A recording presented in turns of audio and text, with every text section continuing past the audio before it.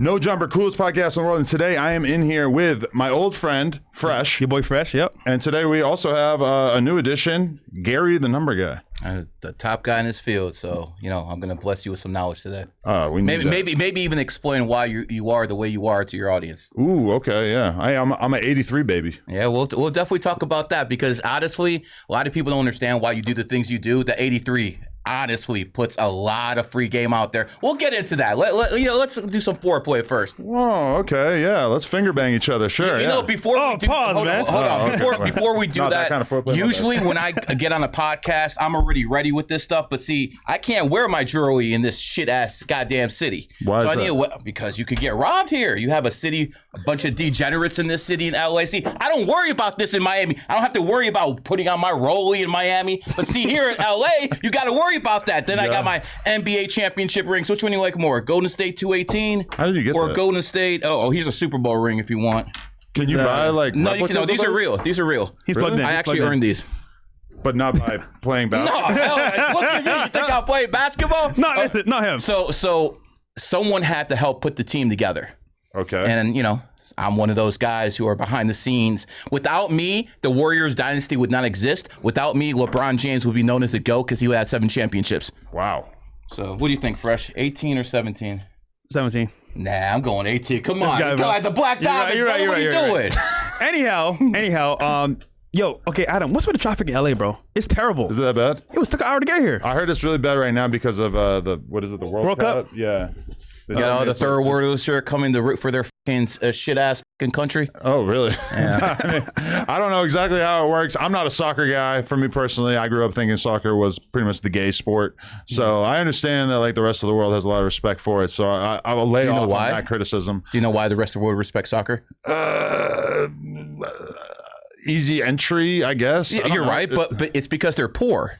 See, with the baseball, you at least need a stick and a ball. Right. With football, you need a football, you need a goalpost. But see, in soccer, all you need is to kick a ball. Yeah. So all these poor people around the world, they love soccer because this is all they could afford to do. That's why soccer ball, yeah. Shit. But I feel like it's like 50 cents. But soccer's super popular in like England and all over Europe. It's not just like the poor countries. Well, those English people got to be drinking a lot of beer before they're actually into soccer, man. Yeah. They're a bunch of degenerates over here. No, I've had my mind blown over the years. I remember I was in London years ago and I'm on a BMX trip and the guys that I was with just really wanted to go down to the soccer field or whatever and just kick the ball around for a few hours to start the day off. It's convenient. And this is so foreign to me. Like, why would you ever want to do this? Poor man sport. Exercise, convenience. I get it. I'm an island guy. No, yeah, I get it. But Adam, real quick, man. Sure. So you've been in pretty much the content world for 10 years plus, right? Yeah. Streaming itself has taken a whole different turn. It went from like obviously educational to pushing an agenda to now degenerate stuff through and through. Okay. So I want to get your question, your take on this. From my point of view, streaming is kind of like going in a direction where there's no return, and streamers are becoming more, what's the word? Degenerate. As we speak. Yeah. And it's kind of like, because everybody lives or dies by their clips now, and there's basically no way to get a clip in most people's minds besides doing something offensive or antisocial. But why? Yeah. Because they have no talent. There you go. See, if you have talent, you have charisma, you can talk about your life experiences. Yeah. You could talk about things of that. You can educate the public. But when you have no talent, you have to do degenerate shit to get people to watch you. Right. So that's where all these streamers are coming in doing degenerate shit because they have no talent. Because like, believe it or not, there are people who go viral because they just like say something really, really smart on a podcast. Yeah. But you know, for the vast majority of IRL streamers, that's probably not an option. So instead it's like, I'm going to tear gas this guy, or I'm going to, you know, say something horrible to this girl. Like Charleston White. I got to pepper spray you. Well, somebody got pepper sprayed here yesterday. So oh yeah, what happened? Basically, we were interviewing this dude, and he has this like super psycho Crip girlfriend, ex-girlfriend, and she showed up and like basically was trying to get him to come outside to fight her, which is insane. Ooh. But this is like how gangster she is. She wants to like fight her ex, and then nobody was letting her into the building, so she pulled out the pepper spray and sprayed a cloud of it, which I will say is like, people think it's fake because the pepper spray was like so ineffective that you only even in the video clip, you only hear a couple of people coughing. It really wasn't like what I expected. In the past, when I've had people spray tear gas anywhere near me, it's like so much worse. So I saw the video recently, and what happened is she sprayed it right next to Wax's face. Yeah. Now, I thought he was going to get hit, it missed him completely. It hit somebody behind him. It was actually really nice of her. She put it like on his head. But she must have knew not to hit whack though. She must have knew not to hit whack 100. Probably, yeah. She knew not to hit him. You couldn't imagine how much testosterone a bitch has to have in her to come up here and try to fight somebody, especially a dude. I mean, 20 come dudes. on, man. No, literally, 20 dudes. Yeah. A lot of them straight up gang members, straight up like hard asses who did 10 plus years in prison. She did not care. She tear gassed all of us. Damn. So shout out to her. You gotta respect that. That's bold. But okay, And so do that in a different part of the world might have a different result. true. It almost went another way. Yeah. So I guess, Adam, from my point of view, what is your actual prediction for streaming? Because I have an idea, so does he as well. But like, what's your, I guess, future? Where do you see it going in the next couple of years? Pretty much. Well, it's weird because like, okay, streamers are the most visible people in our culture. Yeah. But once you get in there and you start to realize like, oh, a huge percentage of them are paying for live viewers. A huge percentage of them are either paying for it themselves or having somebody like Kick pay for them to get clipped everywhere. Eddie. And you know, people will always tell me like, oh, the most important people are Clavicular and Neon and et cetera. And it's like, yes, like they're super relevant. You can't deny the fact that those clips are going super viral, but also like it's like the hype is so overinflated that then you see all these other people getting in, and then those same effects, like when people start streaming. Bro, I seen Kodak Black the other day streaming for 2 hours. He had 80 viewers. I seen Sauce Walk on stream for 2 hours the other day when I clicked it. 70 viewers. You know, it's like so many people try to get into this space and it just doesn't work. It's like, I think there's only room for so many streamers, but then meanwhile, because of the clipping and the fake viewers and everything, everybody believes that this is like the dream that they should be going after. And I feel like so many people are just being let down Maybe on a one day-to-day basis. out of every 1,000 people who try to do what we do actually succeed. And then of that one out of every 1,000, maybe one out of every 1,000 those actually makes money on it. Yeah. So it's one thing to actually stream and get popular. It's another thing to actually make money on it. Listen, kids, give it up. You don't have what it takes, man. Go to your fucking 9 to 5. Get a job at the gas station. This ain't for everybody, pimp. Also, the game is rigged. And you know, you kind of mentioned it before, but you need money. Eddie. You need clippers. Eddie. Or you need to go to Kick, who for now are taking care of it for you, but how long will that last? Exactly. Or you As need long to be, as steak pays the bills. Yeah. Or you need to be like put on, because in essence, what's happening here is we have a controlled marketplace. Look at Hollywood, right? In Hollywood, you want to be an actor, you need to be put on by somebody, whether it's the director or you fuck somebody on a set, whatever, right? In streaming, there's Aiden Ross, there's Kai Cenat, there's Speed, Fresh and Fit for some people, and then it's maybe like, who else could put you on? So my thing is like, or No Jumper, a podcast too. But the point is that like, where do you go from there as a new streamer? Because if I'm new to the space as a kid, I want to be a streamer versus like a doctor or like a lawyer. You get into a game that you can't win because you need help. Is my point. Yeah. I mean, because when you go to something like Brand Risk and you see like, you know, hundreds of kids streaming to God knows how few people, it's just kind of like, I don't know. It seems like a contagion, like it's just like taking over the world. But at the same time, I feel like it's just, there's not much to it. You know, like realistically, a lot of these people are just, they'd be better off making TikToks, you know? But I mean, the whole content creator dream, and that's the thing about streaming, is it's the most time intensive thing you could possibly be doing. So to have even one person that watches 1 hour of your stream per week is so powerful. That's so, like, it's so not impactful to your bottom line, but it's so hard to make a fan who will watch an hour of your stream per week, especially if you're like a lot of these guys who are streaming 30, 40 hours a week. Now, I think, personally speaking, if you're streaming without a deal, you're stupid. Because, bro, imagine doing 10 hours a day, get paid peanuts. And here's the worst part. You might go viral for a clip, but you're not getting paid for it. Yeah. So what's the point of that? Like I said, not of the few people who actually make it in this game, even fewer get paid. Yeah. Do you know how many people on TikTok have 1 million followers and they're eating peanut butter and jelly sandwiches and they're freaking broke? Tough, bro. I mean, listen, you guys have to understand out there. We all made it here. We all have billions of clips. All of us, every single one of us. Yeah. But think about this. The things we have, you can't teach. He's a 33 Lifepath, 33.6. I'm a 33 Lifepath. Adam over here, 11, 20, 43. He's an 11 Lifepath. We're all master numbers. The charisma comes with the old soul.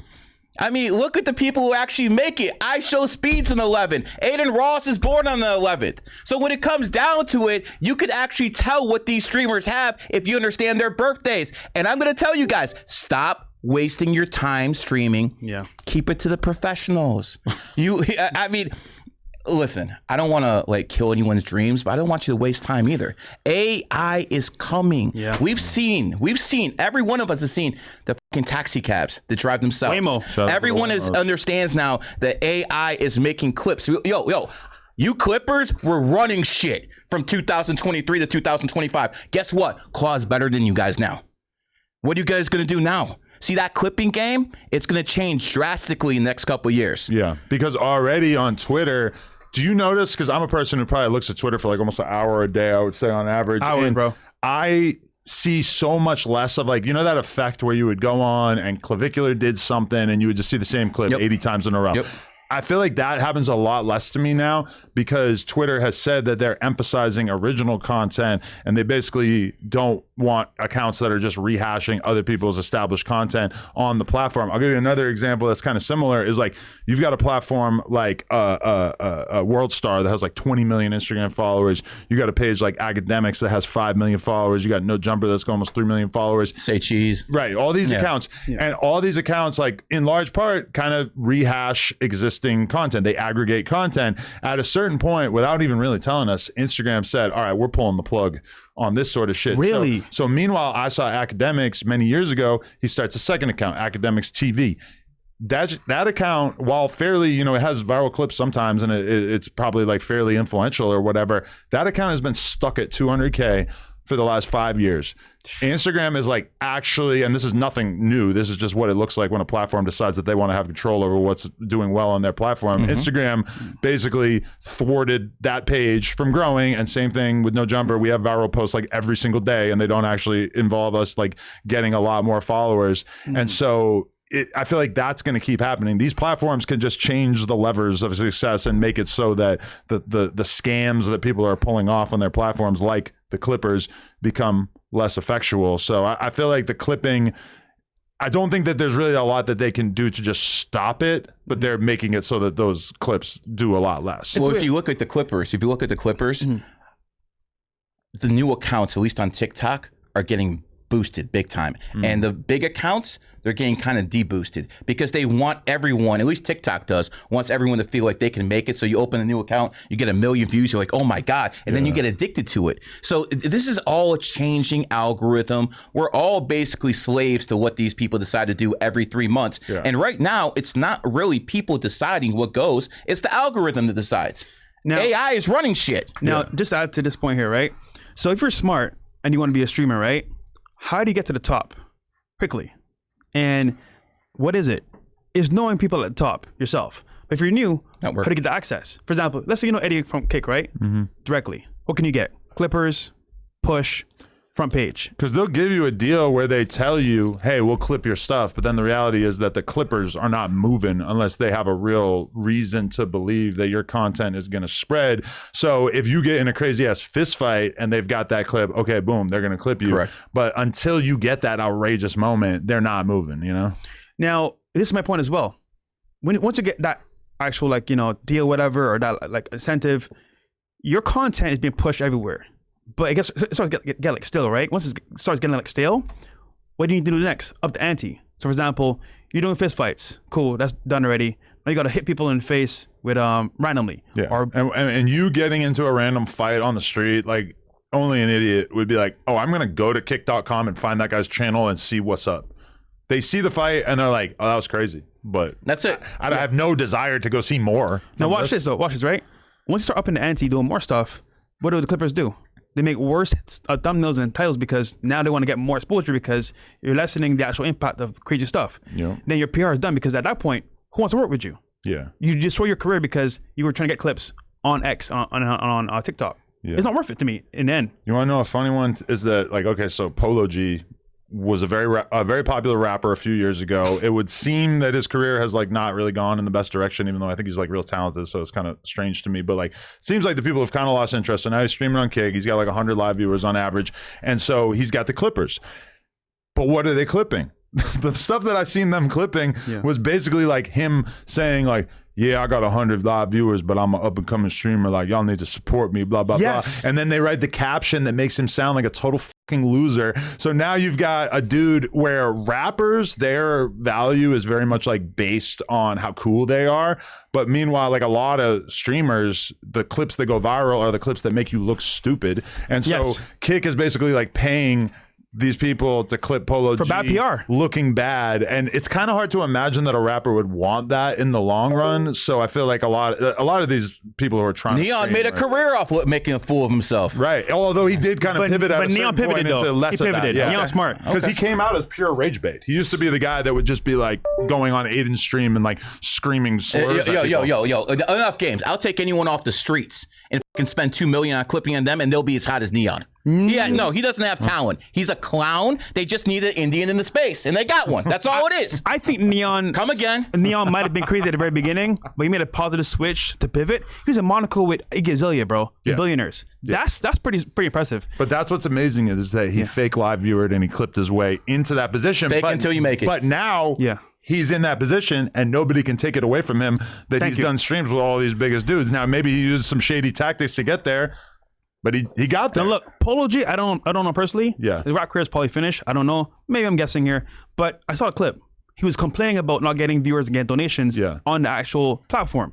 But you're not a streamer. You're a rapper. Right. So what's happening is, and I see this with every single industry, people come to the industry thinking, oh, it's easy, I'm going to do this in transition. But you're not a streamer. You're not entertaining. You're not funny. You're a rapper, bro. Yeah. So to me, it's kind of like our industry itself is hard to get into, one, but two, it's not for everybody. No. So my point for people watching the show, our audience here, a streaming career is not that simple. You need a system behind you, clippers, maybe help from a CEO of a company, and guess what you need as well? To work your ass off, bro. Talent. Because remember, you can stream for a day or two and then say, you know what? I'm gonna take a little break. You can't stop, bro. It's everyday action nonstop. Or like if you want to build a following as an IRL streamer, like I remember Ice Poseidon was one of like the first like big IRL streamers back in the day. Like I was around him during the very early days, and it was like his fan base was like just people who wanted to watch somebody IRL streaming because it was just such an interesting concept. And that has gone away because now there's a million of them. Now he's lucky because he already has this fan base that he built up, this like cult like group of people that just like him. But his path towards becoming a thing, like now you need to be, okay, Dean the Great seems like he's doing great. He's running around with AB, but he's running around with like a boxer that like literally all of us know about and are kind of fascinated by, and they have this whole clipping army like making everything that they do go viral. It's just like the idea of like a new person coming into the space is so difficult, and that's why something like the Streamer University has 10,000 people dying to get in there, because unless you get a little bit of that Kai Cenat magic on you, what the fuck is going to happen that's going to make you popular? But Adam, everyone at Kai Cenat Streamer University, you know what they came there for? Clout. For a quick moment, clout. But they have no talent. And also, think about it. There were lines of people there, right? Out of that 10,000 people that were there, who's really going to be a streamer and really make it? Yeah. Maybe two, maybe three. And I'm seeing clips of people talking about how the famous people or the people that they already have set up who are going to do some viral shit, they're like getting rushed in. And then meanwhile, you have this huge line. And the line is kind of just like for looks. Like, look how popular I am. I got this huge line, but really, like, ultimately, you probably don't even have a chance of getting in there. And I'll be honest, the only streamer with enough power to give you clout nowadays is Kai Cenat. I swear to God. Speed is in his own lane. He's an anomaly by himself. Speed could do it, but Speed don't get down like that. He's not co-signing random people, right? Aiden, he's kind of like doing brand risk now. His focus isn't streaming like that anymore, so not really. But Kai still has the power. Remember, he went away, came back. Look at all the rush. So and nobody really took his place. There you go. Nobody did. Kind of crazy. Nobody did. You know, Aiden was on top once. And Aiden's biggest mistake, he put on Kai, he put on Speed. Yeah. Damn. But I mean, maybe he's a fake Jew because he didn't even get a piece of their rise. I mean, a real Jew would have signed their ass to a contract and pushed them. Damn. Aiden didn't do anything. I think he's a fake Jew. Well, but then Kai signed Ray, right?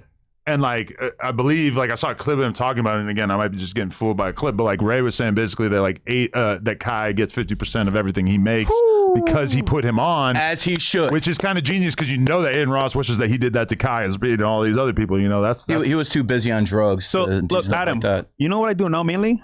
I do the podcast, of course, as Fresh and Fit. I do my own show. You look like YG now. But I manage. I was on him yesterday, actually, bowling alley. Oh, nice. And I manage creators now. Okay. Actually, one of your guys, they manage too, Flacco. You manage Flacco? Yeah, for deals. Look at this, right? Okay. Flacco came to you as a nobody. Yeah. He DM'd you. Because he took a course from y'all. There you go. Yeah. He DM'd you, right? came in, added value, and you saw, how he's doing. Now he said, you know what? I know my current status. I know what I'm good at. Obviously, he has a stutter, like myself as well, but a little bit worse than mine. He came into the space and said, you know what? I love making news from No Jumper. It's my passion. How do I make this compact for the audience that can understand it in a concise way? Pre-recorded videos. He does 4 a day now. Yep. He's killing it, bro. Yep. He became the new academics for YouTube. Yeah. Now, most people want to be a streamer. Blocko can't be a streamer. We know this because, in real life it's kind of harder. But you know what? My strengths are pre-recorded videos. I'll focus on that. Look where he is today. Yeah. So my point is, everyone's good at something, whether it's doing IRL streams or doing pre-recorded videos. You can figure out what works for you in that sense. But he used to work for him, right? Yeah. Flacco. So the 11 Lifepath put him on. Oh, there you go. The 11 Lifepath put it on every single time. All right, full disclosure, I'm extremely suspicious of numerology. What does like me being born in the 11th month of the year have to do with like, would you say Aiden Ross was born on the 11th day of a month? It feels like a reach. I got you. So it does feel like a reach until you start actually looking at it. When you look at the top celebrities when me and you were growing up, we're about the same age. Hulk Hogan, born on the 11th. Then you got the guy, top streamer right now or podcaster, Joe Rogan, born on the 11th. You look at a person like Candace Owens. Where the fuck did she come from? Yeah. But she's born on the 29th. 2 and 9 is 11. So when people have that 11 energy, they have charisma. Barack Obama, I'm not a fan of his. I do not like his politics, but that was a very, very charismatic individual. He's born 8/4, 1961. Let's do the math together. 8, 4, 1, 9, 6, 1 adds up to 29. 2 and 9 is 11. He became the president of the United States in 2009. Again, 2009, 11. Barack Obama has 11 letters in it. So again, that might seem like a reach, but let's go to the biggest event in American history. My last name has 11 There we letters go. in it. Let's go to the biggest event in American history this century, 9/11. 9/11 happened on the 11th. The first plane that hit the World Trade Center was Flight 11. New York City, 11 letters. New York, the 11th state in the Union. The Twin Towers look like an 11 side by side. They both have 110 stories. The Pentagon, 11 letters. Shanksville, 11 letters. Afghanistan, 11 letters. When does this stop being a coincidence? And people have to understand that the people in positions of power are actually using this. Yeah, bro. They're using this knowledge to plan events. The richest man in the world. I'm not a fan of him. We'll get into that because you have something in common with him. We'll definitely talk about that. But Elon Musk? Yes, you and Elon have something in common. We'll get into that. So Elon Musk is born on the 28th. 28 is the number of wealth in numerology. I've been saying this for 15 years, 20 years. People can check this out. And when I was saying this, guess what? Bill Gates was the richest man alive. He's born on the 28th. So what you have to understand is no matter where you go, the richest sports franchise in the world, the Dallas Cowboys, founded on the 28th. But let's focus on Elon for a second. Okay. Elon had his child born last year on the 28th. Same thing Vladimir Putin did. A lot of people don't know this. Vladimir Putin actually has more money than Elon Musk. And Elon also sold X to his AI company on the 28th. And not only that, he opened the IPO for SpaceX 6/12/2026. Count the 12 as 12, 6/12/2026 adds up to 28. The chances of that being a coincidence are in the millions. So people in positions of power are actually using this, while the Bible thumpers and all the people saying, to Allah 5 times a day, they think this is nonsense. It is what it is. I'm telling you real. Numerology and astrology are what I call the God code. Because if you understand the God code, it will break down the people in your life a lot easier. You'll understand when to make moves, when not to. I'm telling you, we're going to give you a reading real soon. You'll see. So maybe I'm kind of a rube here, but doesn't nobody choose their birthday? Why? You can't have a C-section?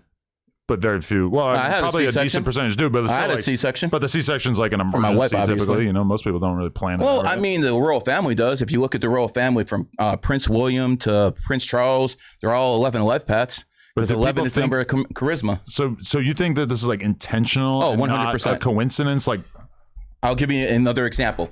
They blamed Al-Qaeda for 9/11, right? That's who they blamed. I'm not saying they did it. I'm saying that's who they blamed. Al-Qaeda was founded on August 11th. Its 3 biggest terrorist attacks, obviously 9/11 in America, 3/11, the train bombing in Madrid, and then you had the big bombing in Mumbai, India, again on the 11th. So organization that was founded on the 11th, its 3 biggest terrorist attacks, again, all on the 11th.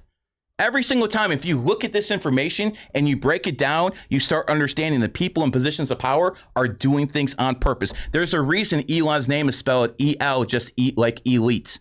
It's all there. Well, I mean, his dad just like gave him a name, right? I mean, he probably knew a little numerology. But I mean, okay, just like I'm tempted to just let you have it and just kind of all right, sure. But like, okay, for instance, like the birthdays. Yes. I mean, you named off a bunch of people who allegedly haven't like double checked it or whatever, but either they were born in the 11th month or they were born in the 11th day. I mean, like approximately 3% of all people are going to be born on the 11th day of the month, and then around 3.3%, approximately 1/12 of people are going to be born. So when you see the same 11th month, people, when you see the same people in positions of being podcasters, and the very top, I said Joe Rogan, right. I said Candace Owens, I said Aiden Ross, even you all have that 11 energy. So I'm not saying every single 11 is going to be on top. I'm just saying if you look at the top streamers, if you look at the top people in the very top of the game, you're going to see the same numbers over and over and over. But like Joe Rogan, for instance, or like Aiden Ross or whatever, like him becoming famous or Joe Rogan becoming famous is like they're not the product of elites. They're like, if you were to trace back through their family lineage, they had like essentially no advantage. This Joe Rogan is like a regular ass dude. I actually did a podcast with his dad. Oh, you did? Interesting. Yeah. Joe Rogan. The dad who hates him? Yeah, I did a podcast with him. So I went on stage with Joe Rogan. I made a bet with somebody when I was in Atlantic City, because I'm a gambler, in 2019 that I could get on stage with Joe Rogan, because no one gets on stage with Joe Rogan. There's a comedy show, at least from this audience. So I was like, 10,000, I'm going to get on stage. He bet me. So the first thing I did is I bought tickets to the very front of the row, and I took $5,000 and I threw it at him. And he's picked it up and he's like, money? Why would you throw money? And then he started heckling me, and I started heckling him right back. So I got on stage, I won the bet, and he's talking mad shit. So I got in his ear. What year was this? 2019. And this was at the Comedy Mothership? Yeah. And I went in his ear. I was like, I don't know when, but I'm going to get you back. and then I saw Joe Rogan's dad talking shit about him on the TikTok. Bro, I couldn't get down to Newark, New Jersey quick enough. I did a podcast with him, ripped him a new one. It got billions of views. Whoa. And I told you I'd get you back, Joey. I'll be honest, though, Adam.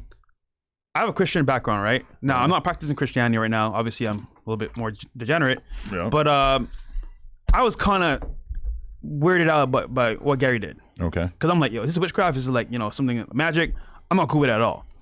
But the more I've been around Gary and around billionaires and millionaires, they do this all together, bro. It's kind of like they have a secret code that they use to do companies to start doing certain days. I'm like, why the 28th? Why the 26th? It's because it's the number of money.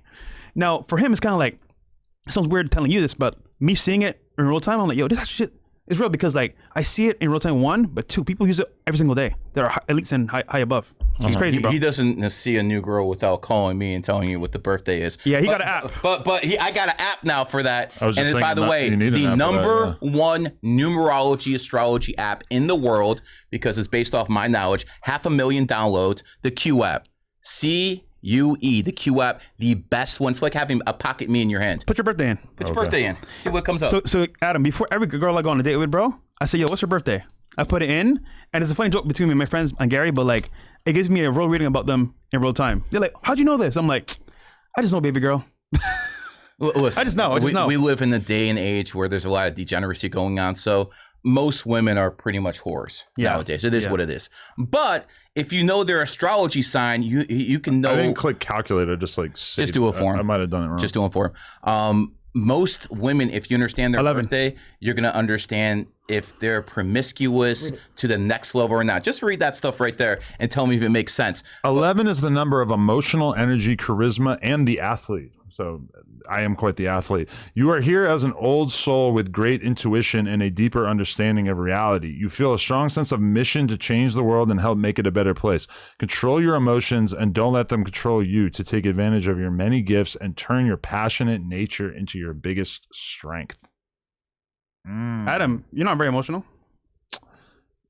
I do struggle with that. Yeah, I feel a strong sense of mission to change the world and help make it a better place. Maybe for myself and my loved ones. Yeah, I mean, I think content creation, you're trying to make the world a better place in general. Yeah. Whether it's your narrative, your agenda. But my point is, I've just used it in my life in certain ways where it benefits me, and I feel like, wow, I've seen results. Because think about it, you know, I date girls in Miami all the time wherever I go, and I don't know much about them other than what they tell me, what I see, right? But numerology, I can kind of get like a blueprint of how they act before I even meet them. No, for sure. Regardless of my skepticism of it, I understand the value of having this in your back pocket when it comes to women. Because I have this very vivid memory of when I was probably like 19 and I was visiting Florida, and me and my buddy were hanging out with a bunch of girls, and one of his friends comes through, and this guy is like objectively ugly, kind of a loser, super annoying, but he had this big ass book of like astrology and like, you know, different birth signs and shit like that. And he starts talking to the girls and telling them shit based on their birthday. And I'm slowly watching as the girl's interest in me fades away and becomes interested in this guy reading from this fucking book. And I was very similar to the way I am then, where I was like extremely skeptical of anything mystical. And I'm just sitting there watching this take place. And even I had this experience the other day where 607 Uncle's on our podcast. And I mean, he's never met a conspiracy theory you don't like. He's just always blabbing about some bullshit. And I'm watching the girls who are significantly younger, like most of them are probably in their early 20s or whatever. And they're just like, I'm talking about the shit that he's saying like he's retarded. And slowly I see the girls being like, wow, that's so true, blah, blah, blah. And this guy looks like a fucking bum who sleeps on the street. And they are falling for it left and right. And so if I get back on the singles scene at some point, for sure, I'm going to basically become an astrology Adam, guy. are you calling me ugly? No. No, hold on. But honestly, bro, you know what's funny? What? I've tried this myself so many times. And guys, this is some game here for y'all. If you care about numerology or astrology, use it because girls like it. No, it's a finesse. You can always win. You can always win. But we're like, this is not a selling word for him. No. Listen. He can use it any way he wants. I use this in the stock market. I use this in crypto. I'm the one who called Zcash. When Zcash was a 22 to 28, I was telling my fucking group of people to invest. I made 300 people millionaires off that coin. It went from 28 to 750. Right now it's around 500. That's a 20 to 30x. That's what numerology got me. And I was talking about the number 28, wasn't I? Number of wealth, Zcash was found on the 28th. So I put my money where my mouth is, and it actually happened. And by the way, I'm not perfect at NBA Finals, but I was the one who called LeBron James coming back in 2016 from the Warriors being down 3-1. And I went on the news in Cleveland, Ohio, and I said he would actually pull it off, and he did. Good looking, James. You fucking helped make my career. Also, I cannot believe this is true with money as well. I went to Vegas with Gary. I put, 10, 15K in? Yeah, I got you 50. I got 50K out of that. I went to Vegas last time with him. I pulled $500,000. Wow. And I did it with about 100K. So it's not like I don't have any backup. See, here's the problem. Most of these people in the spiritual community are broke. No one wants to listen to a broke guy. You might not like me wearing this, flexing. You might think I'm overboard. This is what the fuck it takes to make shit mainstream. And you know what else? Look in the past. The Chinese know the number 8 is money. 28 is wealth, 8 is money. They opened the Olympic Games on 8/8/2008 at exactly 8:08 p.m. They had 8,888 people get married right before the games. They went from the 15th biggest economy in the world to the second in a couple years. This is what happens when you put numerology and astrology in practical use. You can make money off this. This is why Walmart has all their prices in 8s now. Instead, it used to go back in the day, all the prices were 9.9. Now it's 8.8. Yeah. Really? They know what they're doing. Look at all the companies now. Look at all the companies now who have 28 pieces of gum, 28. That never was around. It's only around now because the information about the 28 is out there. It's funny. You know Luke Belmar? No. He's like an entrepreneur / influencer. Fraud. Anyhow, I was looking at his story one day, right? I was like, he puts it at 28, number 28. I'm like, what the fuck? He took it from How'd you know to put 28 on your story? It's Gary. I'm telling you, bro. Wow. People use it all the time. All these people are using my info without actually putting out there they got it from me. I'm the influencer who is behind so many influencers. Like, you know, he's the manager of guys. I'm his manager. Yeah. So I'm the guy behind the guy, but a lot of people don't even know it. So this is the world we live in now where like anybody can be anybody else's manager if you get them like a deal at least a couple times. Like you got me paid by somebody, boom, you're my manager. Well, you know what it is like, I just realized I'm better like behind the scenes. If that makes sense. Yeah. Like, I'm better like networking. I got connections with owners of companies, platforms. So it's kind of like, I see talent here, I could put him here. He'll make money. Cool, I got you. I made that connection. I should get paid for it. That's how I see it. Yeah, I So think that's about that sometimes now where it's like I've always just basically like made money off of myself, but like I wonder, but I've had notable exceptions. I signed Sky Bree, made a shitload of money off of her, but like I just wonder like who, like at some point am I going to pivot over to like pure talent management? But Adam, I hear the horror stories. I heard FaZe Banks on a podcast the other day talking about how he tried to rebuild FaZe with his whole crew and they all fucked him over, and I'm just like, damn, like this doesn't seem that enviable. You have the platform where you get constant talent coming in here every single day. Yeah. So it feels easy because you can say, okay, you know what? This person's pretty good. They get views. They actually have actual talent behind their name. All right, let's work a deal out. And Gary just taught me a lot because, for example, I gave Snickles my master deal, right? He gave Sneeko a $1.8 million deal, and then he starts talking shit about him. With who? Rumble. Oh. And you know, he said, you know what? Fresh, he didn't do shit for me. I was like, nigga, what? Did he really? I didn't do shit for you. Bro, I should have said, you know what? Give me a cut of that shit, bitch. I should have said that. Yeah. But I didn't. And now you know how the game works. But moving forward, like, you don't call me Jewish. I have everything now. So I swear to God, bro. Might as well. Yeah. Shalom. Nah. but nah. I'm just saying for you, Adam, the per platform, because like people come here every single day, so why not? Let me make this point. I own my niche because I've been in it for 20 years. Yep. I'm the only visible numerologist. You don't even know. I was wondering that. I'm the only visible. No one visible. There's numerologists in the community, but they're all broke, so they're not going to break through. Like, you're not going to talk to someone who's broke, has no following. So it is what it is. To actually come on the show, you have to have a following. You have to have actually some clout. So here's what it comes down to. No one stays king forever. Yeah. Andrew Tate showed us that in 2022. He was the man. Everywhere you looked, it was Andrew Tate. And that whole clipping thing we just talked about, he was like he was a pioneer. Yeah. He was the one. Pioneer. He was the one. Him and I gotta give her credit to his cousin Luke. Yeah, that Luke you give credit to. Is the Not mastermind that one behind Tate's success, because Luke is the one that created that clipping campaign with his people and blew Tate the fuck up, bro. So Tate was in the position where he was king, but he made one mistake. He didn't put anyone on. When you're king, the only thing better than being king is kingmaker. Because a kingmaker can always stay behind the scenes and make new kings. No one lasts forever. We just saw Clav go on a fucking run for 4 months where he was all over. King. And now the Clippers have left him to go to Dean and AB. Yeah. And what do you think? Dean and AB, this clown show is going to last forever? No. They're going to go somewhere else in a couple months. Yeah. This is how the new reality of the clipping game. This is the new reality of influencers. You're going to stay in the scene because you've been at this for a while. No jumper. Me, him, we're going to stay in the scene. But these new guys, I mean, could you imagine if Dean never got smacked?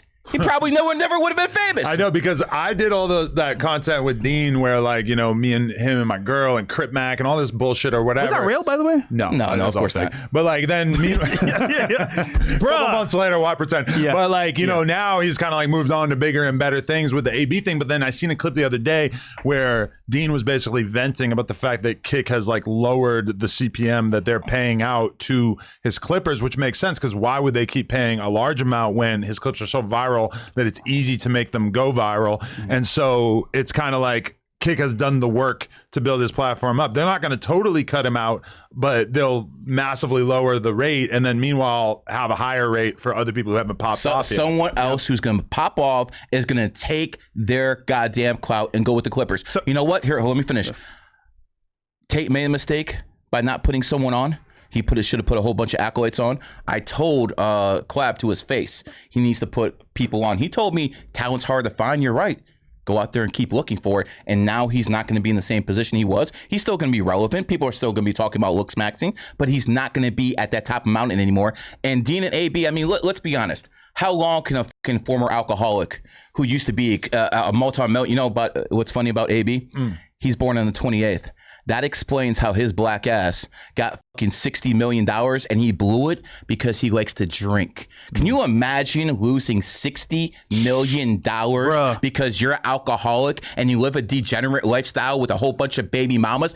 AB is exactly what you should not want to be. And you know what the funny thing is? Maybe this isn't numerology, but it's gematria.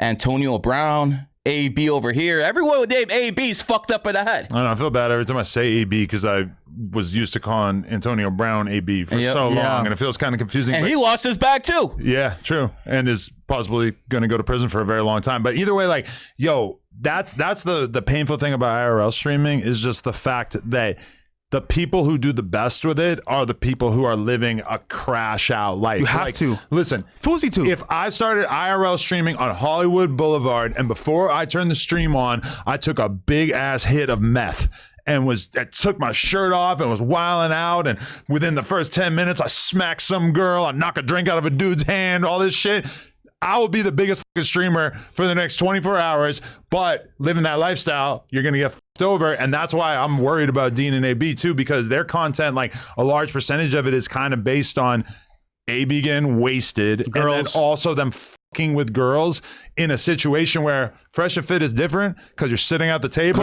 Control environment. And if the girl walks out, she walks out. Finish. Now she could totally still probably cook up a reason to sue or some bullshit, but it's much more limited. Whereas like that, just being at parties and everybody's drunk, like regular dudes catch cases and lawsuits like that. Never mind, your ass is in there live streaming everybody. Like it could end very badly. This is the issue that Dean and AB will have. This entire show that they're doing is documented. Yeah. And as if, I'm a creator myself. We do crazy stuff on our show as well. Not like that. But it's not like that. But it's one, it's a controlled environment, and two, it's pretty much like document signed. You know what you're getting into. It's done. They're doing shit. Well, AB's doing shit where he's drunk and sloppy. Yeah. Touching girls inappropriately, smacking them. Paying them for box. No, mind you, he could do whatever he wants to do, but putting on camera, bro. Yeah. To that extent, they have everything they need. The evidence is there. So if I'm a lawyer that a girl says to, hey, they did this and that to me, I picked 10 girls from that show, dude, they're done. They're finished. Kaput. Now, what does that mean? You said earlier, if I'm a streamer that wants to pop off, I need to do wild shit. But that is criminal in a sense. Yeah. And I know Dean's probably like, you know what? Dean's probably like, damn, this is going too far, because Dean, I can see on camera, Dean's kind of like, yo, like, damn, AB chill. But that's AB. He's tied to him. He's his own man. He's tied to AB right now. Yeah. That's his golden goose. That's his milk course. So when it comes down to it, when they actually have to part ways, Dean's going down like the wind, man. He's not interesting. I like Dean. I like Dean. Watch him get smacked all the time. But the problem is, like, as a creator, I can tell firsthand. You know what's what to Adam. This is pretty much like if I'm a lawyer and I want to get a Dean AB, I already got him. Yeah. I got him. And I saw a narrative about like people that they were warned that basically like girls were going to be sent to them to basically set up a lawsuit, which you could totally, I feel like I could pull that off. You get a couple hot girls, you rehearse the whole plan. Hey, you're going to hang out with them. You're going to drink with them. At some point, you're going to fuck them. You're too drunk. Boom. We're going to get a whole lawsuit. They're going to settle. They're going to give us $100,000. Yeah. Boom. Easy. People can do it's that. Scary. I feel bad for them, but it's kind of like, guys, you're putting it on camera for everyone to see. If AB gets locked up tomorrow, Dean's going to have to find a new psycho, which is hella funny to picture. Yeah, He's bro. going to have to find somebody with a more volatile. Because one thing about the top streamers, Dean, Aiden, Clav, etc., they're all kind of boring. Like they're not the super exciting one. Neon, super normal guy. He's able to like do this sustained over and over and over, but then they have to go get a Crip Mac. Yes. They have to get an AB. They have to get somebody who's got that wild crash out energy to be around them and offset them being kind of like just a regular person. Now think about this, right? I'm describing myself as well. You need to have you made it. You need to have both. I'll tell you why. If one person's a crash out with no structure, so you need both. 2 days. So Dean creates an environment where AB can thrive. However, AB's actual lust and his actual alcoholism is so far beyond repair. Yeah. You can't fix it. So what's happening here is AB's having a great time. I know you see why he went broke. Why he went broke, because he's drinking alcohol, paying bitches 10, 20K, 5K, 2K, who knows, right? And gambling his money away. You see on camera. It's life. Dean's like, fuck. I gave him this environment, but it's going too far. Yeah. And Dean's like, I want to be professional, have structure, blow this shit up to the moon. Problem is, AB's not like that.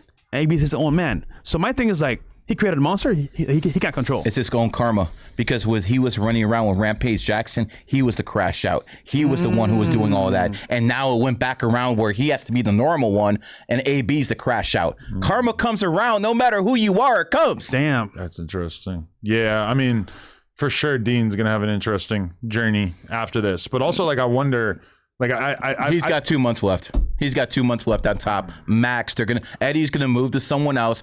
It's always the new thing. They did it with Clav. Now they're doing it with Dean. They're going to move to somebody else. It's always going to be like that because these guys need constant stimulation. Constant stimulation. I mean, look at it. Like you were talking about this to me in the car today. They don't even make movies anymore. They're making these short 5-10 minute movies because the kids don't have the attention span anymore. Country Wayne on Facebook is killing it. You know Country Wayne, right? Yeah. He's doing the short form films on Facebook, 5-10 minutes. That's all you need. And it goes crazy. So he's getting 500,000 views. I used to wonder why are these people still relevant? They're on Facebook making a bag on doing videos. They don't give a fuck about YouTube or like going viral with streaming. That's hard as shit. I can just post clips on Facebook, get a bag, live my life, and chill. When I just want to throw this in there. When I interviewed AB, he has us like, as soon as he gets there, it's kind of like an emergency. Like, y'all don't have liquor? Alcohol. We had to send a dude to the store to get a big bottle of Henny and some Coke. And then he's got a fucking cup there. They fill up a shitload of Henny in it. And then like a little bit of Coke, which is the opposite of what most people do. Most people, it's like 80% Coke and then like 20% alcohol. But like, he takes that cup at some point and just glug, glug, glug, glug, glug, glug, glug, glug, glug, glug. Water, the drink is dripping down his white tee. Yeah. He don't give a fuck. He smashed through that shit so fast, and it's just kind of like pour up another one. Maybe 10 minutes later, crushes another one. I'm just and almost immediately his speech, it's like he dropped 20 IQ points. Like he just he didn't have money to work with to begin with. I mean, goddamn. I mean, he was like pretty normal and like reasonable and stuff before, and like you just see him becoming like a fucking. So what you're telling us is we're the only guests you have on, and you don't have to give any drugs, alcohol to? Most we don't, but that he kind of came in demanding So it. Adam, you probably know this as well, but just for the audience here, most streamers do drugs because Adderall. To stream and be entertaining and be on point and to read the chat and be attentive, you have to be on. Dude, it's a fucking full movie. And you're the main actor. I asked Jack Doherty that when I interviewed him like maybe a year ago, and I said, "So you think all the streamers are on Adderall?" And he just looks at me like, can't tell if I'm joking or not, and then he just laughs. He's like, "Yeah, basically." But Bro, hold on. I've literally seen that guy pop 3 in a day. Yeah. But not only Adderall, it's also Coke. It's also the pink stuff. It's all, bro. I've been around them. And it's funny, right? I used to wonder, okay, how long can this last? Because if you're doing drugs this much, you become reliant on it. It becomes a habit, and even off camera, they still do it. Now, back to AB. AB's situation is different because AB had money and status before. Now, imagine you had that much money and you lost it. Wouldn't you be depressed? Me, yes. So imagine this. I'm not making excuses for AB, but like, AB is depressed as fuck. You can tell. Yeah. He legit had everything, the world, and it's gone now. So imagine someone gives you a golden glove that says, you know what? You can have it back. Here you go. But all he knows is the past. So he's kind of, I guess you could call it like cope. But either way, his actual state is depression. That's what it really is. Yeah. Drink alcohol. And he knows he's a victim of his own habits because as soon as he gets his check, he wants to blast through it. And then you see Dean being the little angel on his shoulder, being like, chill. Like, we do not need to be doing this shit or whatever. But that shit is just in him. Like, if I'm him and I was up and then went broke and then I finally find something else where I can make a significant amount of money, I'm holding on to every last fucking dollar. You're not a brother either, you know? Well, you said, okay, let's talk about your racism. Yeah. You're not a brother either. Slipping in here bit by bit. Obviously, you have like the least upset by racism black man on the face of the planet. I perfectly happy to be hanging out with hold on, stop. Clayton Bigsby over I manage What? Myron Gaines. Do you think I give a damn about what people say if I'm racist or not? I manage Nobody's Myron. as racist as him. Yeah. Okay, so again, I don't think he's racist. I think he's a realist. But what do you think it's in the soul of a black man to gamble and get annihilated? So this is what I think. I think your numerology and astrology supersedes everything. Okay. I think if someone's born with 7 energy and 7 is the number of intelligence, it doesn't matter if they're black. It doesn't even matter if it's a woman. I mean, listen, one of the reasons I became a numerologist is because most women are dumb as a box of rocks. But I noticed women born in the 7th, 16th, 25th are running circles around men. So that's one of the things that got me into numerology. So I believe numerology and astrology is on top. Then I believe environment. If you put a white man in the hood, he's gonna be just as much of an N as all the N's around him. But if you actually put a black man in high society, he's gonna just be as preppy and white as all the other people. Environment matters. Okay, but the problem with you is that you like black means bad, antisocial, annihilated on drugs, and then white is like well behaved, well mannered, etc. This is a very offensive paradigm. I mean, if you look at the crime rates in America and comparing the ones in Africa, I think you'd probably have something to talk about. I do agree that Africa seems pretty damn double. It's very violent, and white people don't run shit there. Yeah, at least they haven't for a while. In Europe, bro, all the Africans coming over as immigrants are fucking shit up. Look at France. Look at the UK. It's bad. But hold on. This is my thing about race, right? You have black people. What's the last one? And well, this is essentially like a Chris Rock bit or whatever. From back in the day, right? I like black people. I just hate those. Yeah, it's true. Wait, hold on. I'm around black people. Listen. What does that mean? Hold on. What the? I'm around black people who make money. I'm around black people who are career oriented. I'm around black people who don't have baby mamas. That whole culture is degenerate. Baby mama after baby mama. How many baby mamas does AB have? 6? How many do you have, by the way? 0. Exactly. That's why I run around with people like this, because I don't look at him as I look at him as a black man. He's out there fucking grinding for his family. Every single time he's talking about anything that's important to him, he talks about his family. Yeah. Most black people don't even know what their daddy's name is. Oh, that's not true. Tyrone. Most is crazy. I mean, okay, we can all acknowledge that there are outliers in every different race. Yeah. I just don't think that there's anything about a black person that's like inherently violent or negative. You know what's inherently bad? You think No. I don't think it's black people in general. I think it's the culture. I think that when you are raised by baby mamas who are essentially whores, then you're going to have issues with the upcoming generation. You have whores raising boys, not instilling any masculinity in them, and basically putting a whole bunch of feminine issues. That's why when they hear something they don't like, they start getting violent, because that's the way women actually process things. Men are supposed to actually chill out. What do you think politics is? What do we have politics for? It's so we don't kill each other. That's what we have politics for. So we can actually agree like men and settle things without actually killing each other. Women should not be in politics. The 19th Amendment needs to be repealed. Every single sin in this country comes from women having the right to vote. And by the way, it's not a coincidence that you have the word sin in single mother. Whoa. Tell them. That does seem like a coincidence, but if you say so, brother. Damn. I mean, sin is also insincere. And by the way, you can't spell the word Bible without the word lie. Well, you got to jumble up the letters a bit, yeah. Yeah, exactly. Well, okay. You can't spell ripple without lie either. So all you XRP guys, you're gonna lose your whole freaking bag. Well, yo, bad news for the anti-Israel crowd out there, because you can't spell Bible without BB.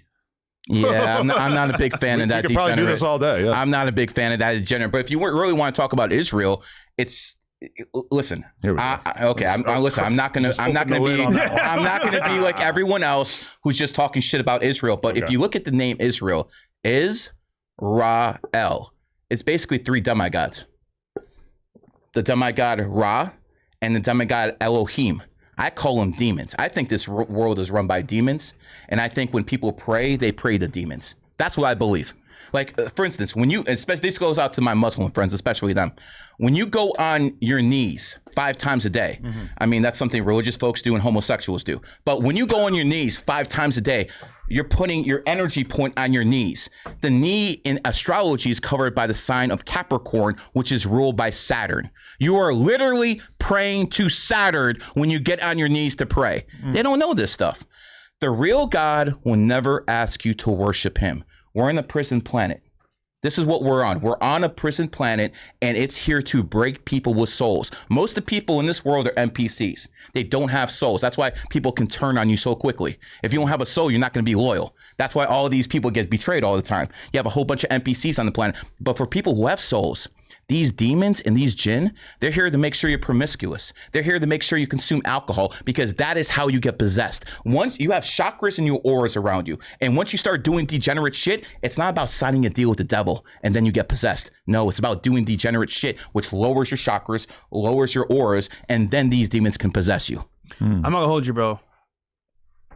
I'm still gonna pray to God, but AB's a good example of that because nigga, he be possessed, bro. Then they be wildin'. AB. You want a good way to tell if someone's possessed? But he's just an alcoholic. Right? Yeah, but yeah. What? The best way to tell if someone's possessed, they have a butterfly tattoo.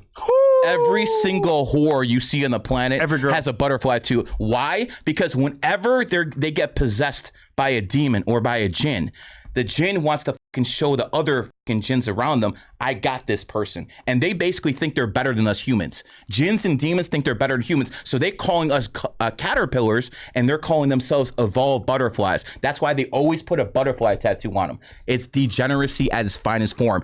99.9% of women who have a butterfly tattoo are degenerates and possessed by demons. Well, I don't know if you know this, but at one point the rapper The Game had a butterfly tattooed on his face. What? As like a symbol of like rebirth. And then he got made fun of so bad for it that he got it covered up with a giant LA. But maybe he was trying to escape degeneracy as well. Didn't Tate have a butterfly tattoo on? Who? Tate, didn't he have one? Oh, I don't know. No. Okay, just checking. Speaking of tattoos, though, you know what's the one tattoo I really don't trust is when they got the wings on their back. I got 33 tattooed on me. Oh, Larry Bird? No, that's my number. Oh, okay. But shout out to the best white basketball player of all time, though, the Hick. Larry Bird. They called him the Hick. Bro, I remember Best nickname. He had a 3-point contest, and he went into the room, a whole bunch of black people in the room, and he said, "Which one of you ends are going to be in second place?" He said yeah, that? he said that. Really? Yeah, Larry Bird was on that. Larry Bird was on that. He basically, Dale Ellis is the one who said he did it. He went in, it was a 3-point contest during the All-Star break. He walked in the room where everyone was at, and he's like, which one of you ends is going to be in second place? That's crazy. Yeah, bro, he was next level, Larry Bird. And by the way, I want people to know this. Larry Bird in today's NBA would be busting their ass just like he did back in the day. And Michael Jordan is the GOAT. If he was in the NBA right now, he'd be putting up 50 points a game. I believe it. Wow, okay, I guess this is a well-known anecdote. Yeah, 100%. It's funny that is the first thing that I've fact-checked throughout this whole... Not the numbers. There's a lot of other things that were probably more... Hey, and they're all going to come out true just like that would. It's funny, though, because there's like one version of it that... Oh, so Skip Bayless is the one who said that he said... Yeah, that he said it. But then like other people said that he said motherfucker or something instead of the N-word. So I guess there's... dueling narratives. I'm pretty sure Larry Bird got the pass, man. If Larry Bird were to have said that one time, it's kind of hard to imagine that he wouldn't have said it more times. But it was a different age back in then, in the 80s. Maybe he's just feeling feisty that day. Hulk Hogan, he said something about 10 years ago. He got canceled for it. I think, we're in a different day and age. I think I can say this clearly now because I've been around a lot of white people that are successful. Crackers. I didn't say that part. But they all said N-word behind closed doors. They all do. Really? Maybe I'm missing out because I fucking don't. Wait, you don't? No. Can you say it now?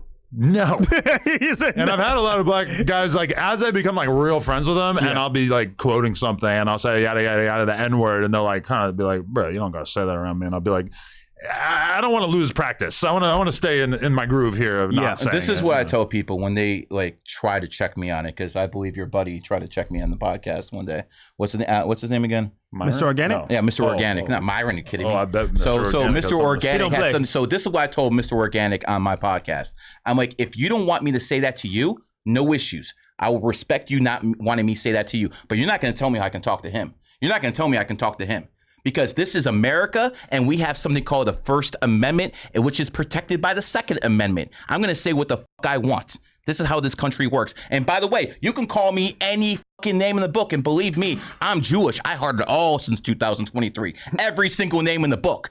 This is America. This is how this works. We don't live in a communist country, at least not yet. We don't live in a socialist country. We're gonna respect freedom of speech, and that's how it works. I agree with the logic, but it's also like, why would you want to like hurt a bunch of people's feelings or rub a bunch of people the wrong way, knowing that it's like literally the most charged up word that has the most meaning behind it of any word. No, like look, almost every other word in our language, like the F slur. Say the K word with right, the K word that sounds like bike. There's another one, but it's like we really only have so many of those words. So look, dude, I'm actually black, right? The word itself doesn't bother me. It really doesn't bother me. Now, other people I know it bothers them. So to be fair, you shouldn't stand around certain people. However, who's a good example? Chuck the Builder. Yeah, I was just thinking about He went around purposely saying the N-word to people, to antagonize people, to make fun of them. That's ridiculous. It was like a honeypot thing because he really just wanted to shoot somebody at the end of the day. And then he made posts on X saying, I'm going to off a black guy. If he comes next to me, I'm going to fuck him up. I'm doing it on camera. Those don't look great for him in terms of And then he goes to court for shooting somebody, Yeah. and they found out in court that he shot them before the guy even touched him, which defeats his whole argument because self-defense means you're defending yourself before, while you're getting hit. Yeah. He shot him before he got hit. So in essence, what's happening here is that he used the word for content and for clicks, but in the end, because it showed that he was just using that I did a podcast with him this year, and you did? Yeah, I did. I did a podcast with Chud. I did. Whoa, And I basically told his ass, listen, brother, this ain't gonna end well. Yeah. And listen, it's one thing me saying, yo, what's up, Ma? You know what I'm saying? As a term endearment and stuff like that. And I respect your audience by not actually saying it. You know what I'm saying? But he's going around going R on people and actually antagonizing people. That's a whole different ballgame. Let me just say this. I respect freedom of speech. I'm with it. But if you're going to go and start antagonizing people and looking for trouble, it's going to find you. I'm not looking for trouble. I'm not going to go around the people who don't want to hear it and say it. If you're around me, this is how I talk. You don't want to be around me, I won't be around. Chud was going into fucking people's faces and saying this shit. And you know what? I told Chud, you have no talent. You're just riding a fucking wave. Rage bait. That's all you're doing. The only thing you could do is rage bait because you have no actual talent. And that's the problem. These people, streamers, they see Nick Fuentes go up. They see a whole bunch of guys go up and they're thinking, oh, we can just rage bait. No, brother, you can rage bait and get some clips, but if you want to stay there, you have to have some life experience, something you teach people, some validity. Like people watch Adam, they don't agree with what you do, and we'll get into that in a second, but let me tell you something, brother. You got the audience. Yeah. Like when it comes to the porn scene and everything like that, you're the top voice in it. So no matter who you are, no matter what you're doing, you generate shit or not, if you're the top of the game, you're gonna be fucking a kingmaker in that field. Most of these other guys, they just want some clips and some quick fucking money. Chud doesn't even have a job. Yeah. He was basically living in a trailer park or something like that, being white trash. But he got fired for being racist. He did some racist shit that got him fired, and then he basically like took that animosity and turned it into this streaming career, which, it's like if he had like stayed in his house like Nick Fuentes, who, doesn't really seem like he leaves the house unless he's like, fully equipped to deal with the consequences. It's like then probably could have had like a much longer career because it seems like there's a pretty big appetite for racism out there, but instead he decided he wanted. I would love to do brand risk with that motherfucker right there, man. Sure. I would love to do it with Nick Fuentes, man. You fight him? Oh, in a heartbeat, bro. In a heartbeat. I would love that. And by the way, I agree. I agree with a lot of the stuff he says. It's not about that. See, Nick Fuentes is a tiger. And people who are born in tiger years are just known to betray people. Like your boys, like your buddy Sneeko is known to betray people. People who are born in certain years are just treacherous. You can't trust them. And the thing is, if you know numerology and astrology, I remember me telling Sneeko, this guy's going to betray you. This guy's going to betray you. And it ended up being Sneeko betraying him because Sneeko's a tiger. People who are born in certain years. And by the way, if you're an OnlyFans manager, don't try to tame these women born in the year of the tiger, like Amber Heard. Remember Amber Heard hit that case with Johnny Depp? Yep. She said he was hitting her when she was hitting him. Tiger woman. What about that gorgeous tiger woman who was in Transformers? What is her name? Oh, Megan Fox. Megan Fox. She's a tiger woman. They're gorgeous, by the way. She's out of her fucking mind. Gorgeous. But she was in a relationship with someone for 10 years, had 3 kids, and she just fucking left. That is what it's like to be with the tiger. They love you one minute, they're out the fucking door the next. To be fair, I think he was cheating up a storm and like kind of. I mean, who isn't in Hollywood? I know. I mean, like, who isn't? But I felt like that was like playing out for a while. But I want to go back real quick to that what we said about Chud before. You can have freedom of speech. I agree with that 100%. But you don't have freedom of consequence. And whenever you're a creator, you have to understand. Whatever you say has power. So going to public to people and making fun of them to get a reaction like that, bro, what do you expect? So look, I think he may be in jail for a long time. And I think they had a GoFundMe for him, made a bunch of money. But my point is, guys, as a creator, man, just understand from a management standpoint, you can have talent, you can have rage bait all you want, but without structure, you're screwed. You're screwed because you don't. What do you have after that? After the whole clips go viral, you make some clicks. What's your foundation? If it's not really there, what do you really have? You have no real fan base that has a real foundation. I mean, even before Chud shot the dude, he was already like banned from every streaming platform besides this random Dude, if one. Kit bans you, bro, you know you're f***ed up, bro. Yeah. Sorry, Zerka. Sorry, Zerka. Zerka. But it is what it is, you know? Zerka got banned in his enemy year. Zerka was crazy and funny, and it was super entertaining. But then at some point, was he just joking around about fucking 16-year-olds? I remember talking about it, right? He was his former manager. I used to be Zerka's manager. I was Zerka's manager when he was on his 2023 run. Yeah. Let me just tell you this. Unbelievable talent, extremely funny, one of the funniest guys I ever met. But, you know, when you do drugs, your run's going to end at some point. And that's what it is. When it comes down to Zerka, his best days are behind them because, when you start kidding about that P word, you start getting people mad. Yeah. And that's like I won't go there. That became his line to cross for a while there. You know, like Chud decided, hey, I'm going to do this racist thing. Zerka at a certain point, that was like his joke. Like he actually did an episode with Heel Mike, like I think it was right before that controversy. Yep. We did an episode together, and yeah, I wonder if you could. Bro. I was managing during that scene. I remember Heel Mike. Wow. I remember, and I told Zerka. I told him when I was managing him in 2023. I cut him off in the very end because like he was just too much. But I told him, bro, lay low in 2024. That is your enemy year. You're born in your dog year. 2024 is a dragon year. His enemy year. He gets banned all over the place, can't make any money. And even to this day, he basically went out to do some stuff with Clab on Kick. Okay. Eddie saw him on Kick, got rid of him right away. So the issues he caused in 2024, his enemy year, still came back to kick him in the ass in 2026. This is what I'm trying to talk about. There's many smart guys, there's many great men, but the people who have actually taken advantage in life and became the Napoleons, the Julius Caesars, the Genghis Khans, they're the ones who did things at the right time. And if you understand numerology and astrology, you know exactly when that right timing is. That's the key point. Like, listen, brother, let's get into you a little bit. Yeah, let's talk about me. I can tell you want to get all horny here. Let's get into it. Let's goon for a little bit. I'm definitely heterosexual. I don't know. I'm not sure how you do over there, but let me just put it this way. Same here. What? A lot of times when you hear your name, the word cuck comes up. True. That's a lot of times. And when it comes down to it, the C and the K is 11 and it's no. We'll break it down because see, when you're born in 1983, the year of the pig, or what I call the year of the swine, cuckery comes in your DNA. I mean, let's go down the line. Elon Musk, I told you had something in common with him. Why do you call him a cuck? Because he's born 1971, the year of the pig, and people who are pigs tend to be cucks. I mean, listen, we don't even have to talk about Elon. We can talk about, I don't know, Logan Paul. Logan Paul's girl had been ran through more than a 67 Chevy. He's okay being with her because he's born 1995, the year of the pig. But I feel like you're falling for some of the Dylan Dennis propaganda. No, I'm not falling for any propaganda.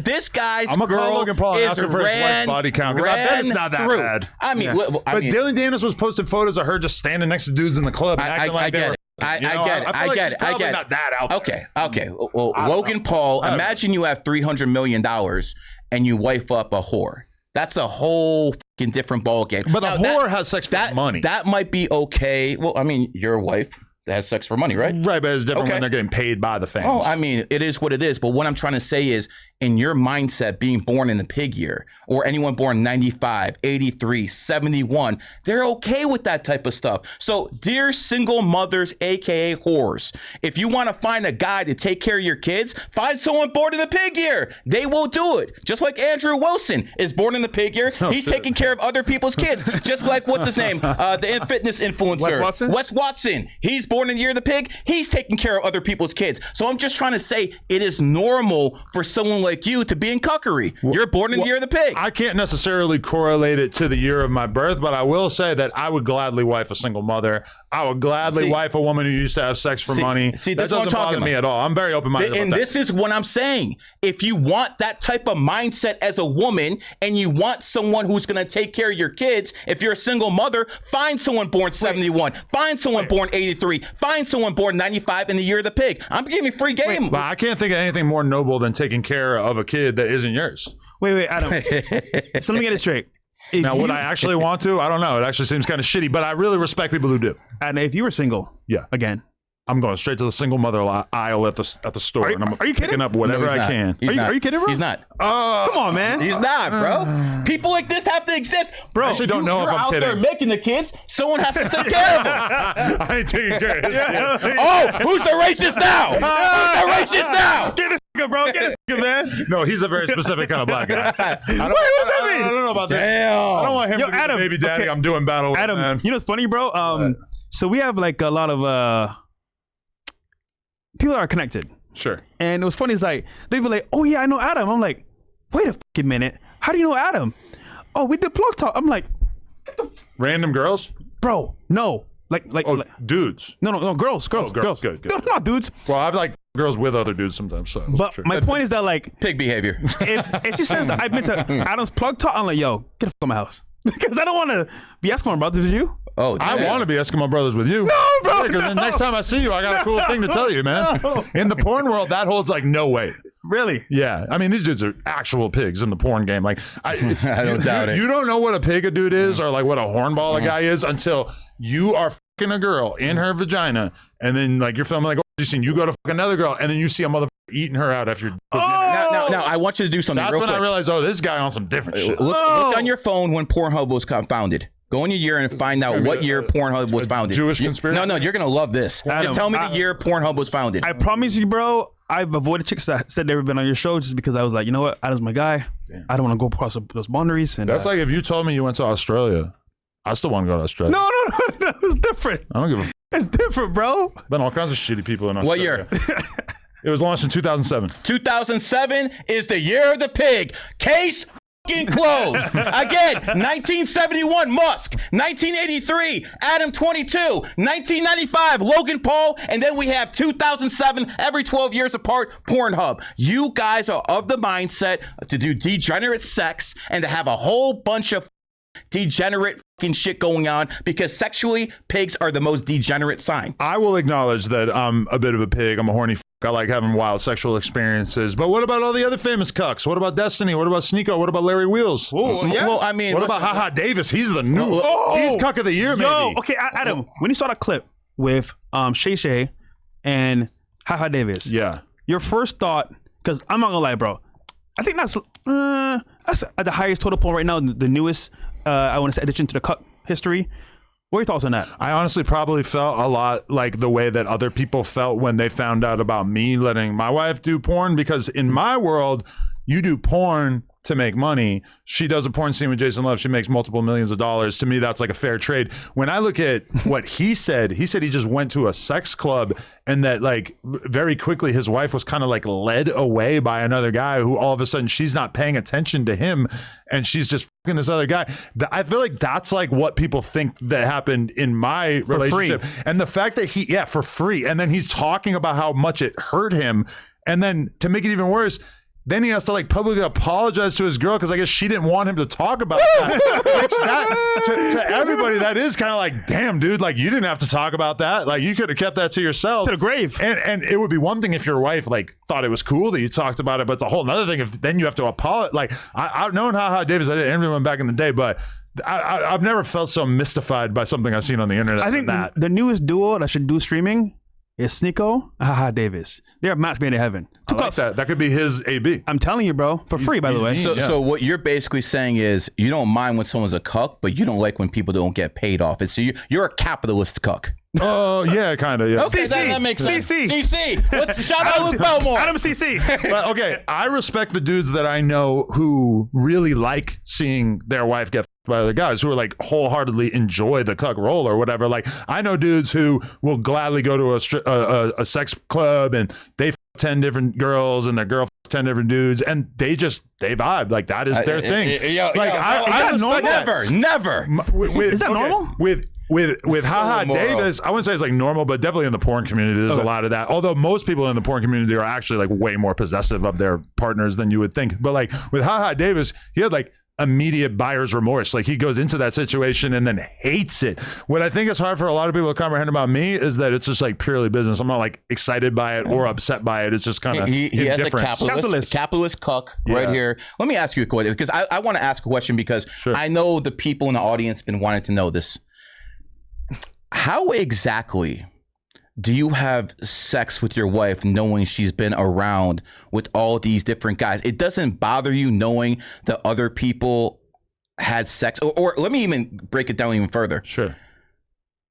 How do you go down on your wife knowing that other people have been fucking or running through her? I just don't understand. So, I mean, she shoots like very rarely with other guys. So I think she's done scenes with maybe like 10 guys in total. And, you know, you'd be amazed what a shower does, you know? Like, I don't think any shower can get rid of that. I could roll around in the mud and then I take a shower and I'm good. So like the idea that I would be like grossed out by like her vagina, which I adoringly devour whenever given the chance, is like very foreign to me. Like I said, you know, you've been to Australia. I want to go to Australia. I've been to Australia too, but I want to go back. You know, that doesn't bother me at all. No. Okay, Adam. That's just like so crazy to me. I was built different. I have one for you, right? Sure. Born in the pig year. No. Adam is Adam. I don't see him as any other different way. Adam's Adam, right? So Adam, just knowing, because look, I'm gonna say it for me, right? Me personally speaking, if my girl smashed Jason Love, I don't care if I loved her for 10 years, for 20 years. Gone like the wind. She saved my life. I'm already big.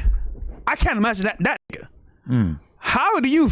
I mean, like, it's not in your head, like, isn't it? Get it, but I don't get it. It's not like in your head. I mean, I do hate to like sort of let people behind the curtain, but in the porn world, I hear girls all the time having conversations about the fact that fucking a guy with a 10 or an 11 or a 12-inch dick is really like not what they want to be doing on a day-to-day basis. It looks dope on camera. It sells well.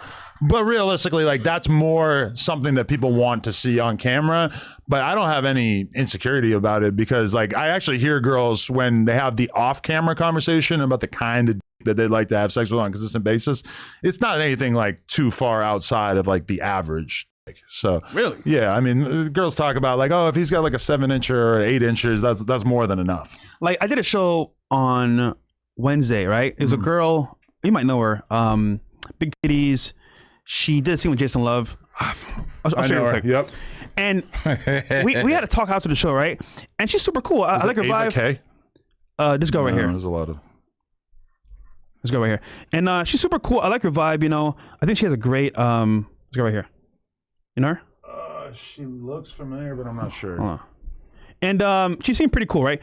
And I was just like, wait, you Jason Love? And she's like, yeah. I'm like, I'm good. I'm actually good. Really? And not because like she's not beautiful, but because like I don't believe it or not. Before my relationship now, Yeah. I was fucking dating other porn stars who were like active porn stars at the time, and at that time I just kind of put it out of my mind. But I don't want to know. Like don't tell me shit. Like Yeah, for when example, I was dating porn stars, I would just kind of not talk about it, just don't- not ask them about it. Yeah. Don't tell me where you, because you know what? If I don't know, shit, I didn't know. But now that I know, I'm like, bruh, please. And honestly, when I rewind the clock and think about what my mentality would have been in this exact conversation like 10 plus years ago, I totally get it.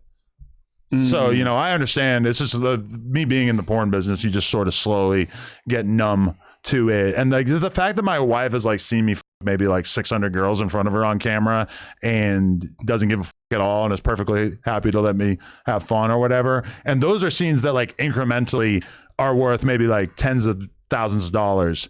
And then the idea that she could go for one afternoon and shoot a scene with this other guy and make millions of dollars was kind of like, I'd rather be broke, bro. Yeah. I'd rather be broke than and believe me, I fucking love money. I'm a Jew. I love money. But I'm telling you right now, if it's up to my virgin wife, I married a virgin, by the way. If it's up to my virgin wife to get plowed through by not one, not two, but 100 guys, nah, bro, I'm gonna be eating Roman noodles. so she was a virgin until you married her? 100%. Yeah. 100%. Well, I did marry a Muslim woman, and then I unconverted her from that garbage as soon as I married her and stuff like that. How long have you been with her? 23 years. 23 years.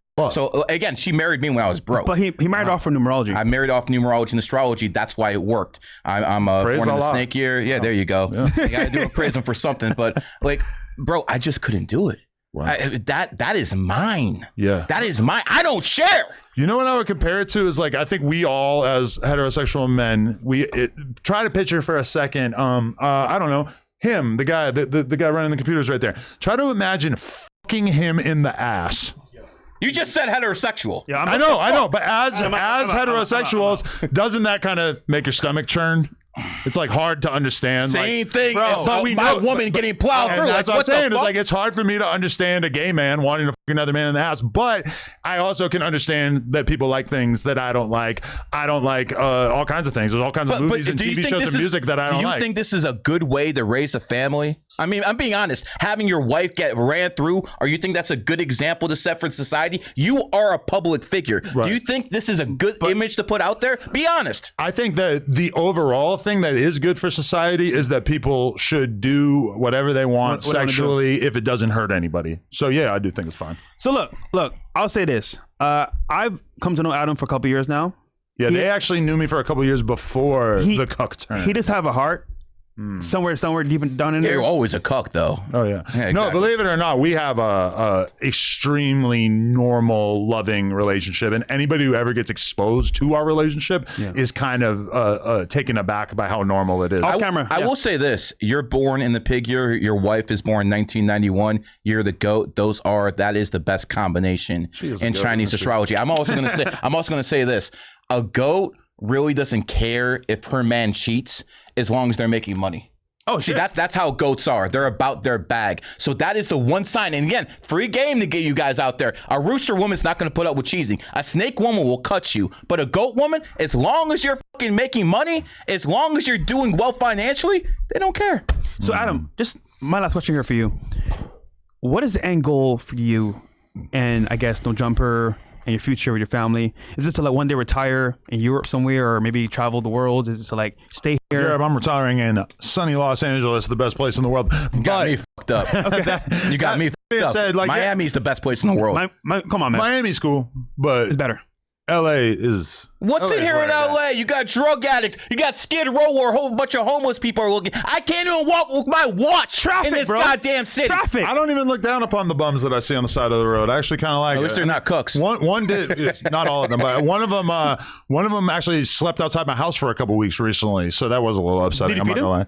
Hell no. But you know what? You don't even have to, because random like homeless groups or whatever, yeah. like you call the Liberals. cops. Not that I did it, but like I know the neighbors did, and then the cops send groups that come there and give them blankets and food and tents and shit like that. So at a certain point, you learn.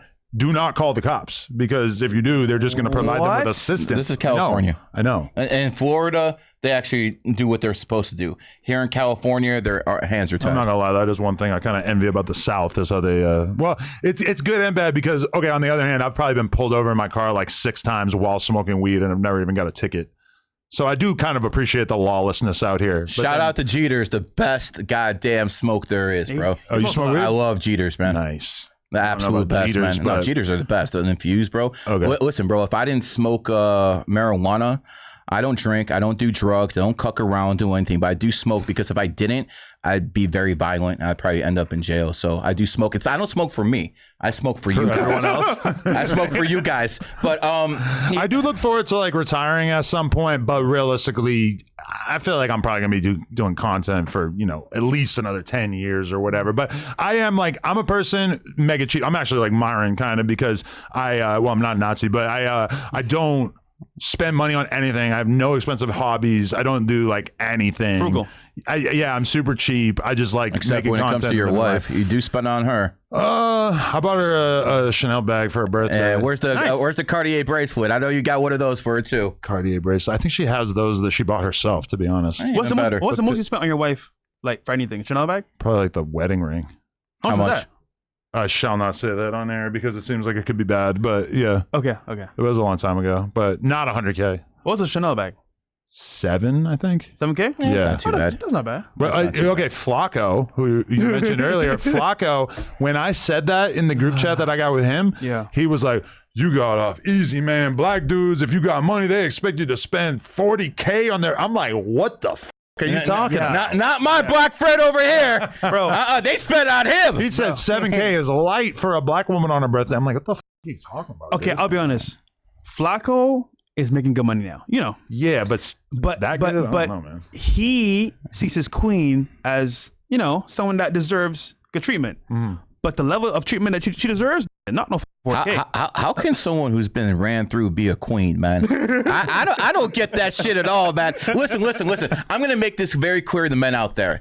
If you don't marry a virgin, apologize to your kids for their mother being a whore. Hold on. That's simple. Oh my God.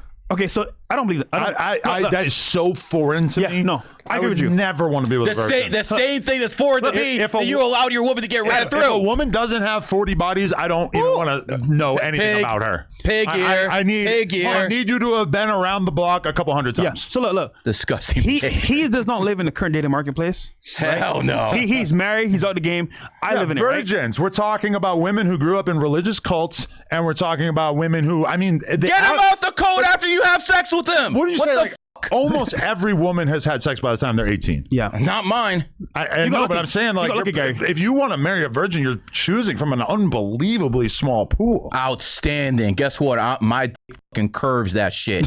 Because I'm only one in there, bro. That's the way I want it. This is the ideal situation, but in reality speaking here, we live in the real world. Sorry, Gary. Dating is not what it used to be. You can't get a virgin, so it's not the real. No. Come on, I Mr. Red Pill, what is your standard? How many bodies show a woman? But no, I can, right? But there's been a study that says any more than 5 bodies is going to be hard to pair bond. Cooked. However, in today's marketplace, 5 bodies is nothing. Nothing. That probably 10, in high 15, school 20. or at least in college. I've talked to so many girls that casually say, yeah, I went to college and, you know, I had only had sex with 1 or 2 guys before college, and I went to college and I had sex with 50 guys in the first 6 months off Tinder. And then you realize, like, well, holy getting laid was so hard when I was a kid versus now. It's easy now. It's so easy. But easy for select men. I'll tell you why. Most men are visible, as you know from we said before in the last podcast, because they're not even on the girl's radar.